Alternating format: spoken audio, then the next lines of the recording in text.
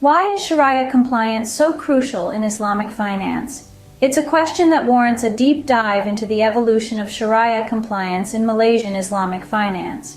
In the early days of Islamic finance in Malaysia, the primary focus was to ensure that all operations, business affairs, and activities of Islamic financial institutions adhered strictly to Sharia principles.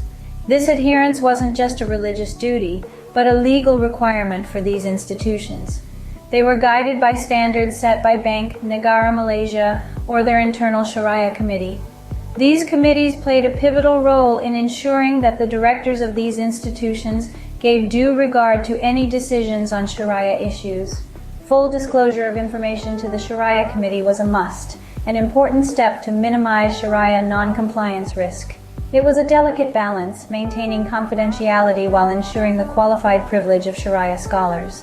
As the industry evolved, so did the powers of Bank Negara Malaysia.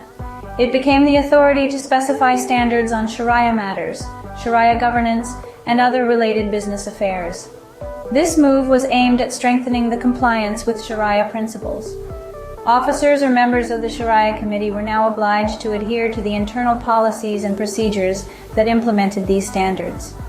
Failure to comply with these standards was considered an offense, punishable by imprisonment for a term not exceeding 8 years, a fine not exceeding 25 million ringgit, or both. In May 1997, the role of the Sharia Supervisory Board, also known as the Sharia Advisory Council, was introduced.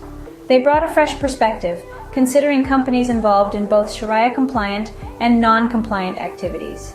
They applied the concept of maslahah, which refers to the public interest, and balwa, recognizing the common plight. To summarize, the evolution of Sharia compliance in Malaysian Islamic finance has been a journey of continuous refinement and reinforcement. From the initial focus on adhering to Sharia principles to the introduction of stringent standards by Bank Negara Malaysia and the role of the Sharia Supervisory Board, the landscape has significantly transformed. The Financial Services Act and Islamic Financial Services Act reflect the Malaysian government's commitment to creating a more robust and well-regulated legal framework.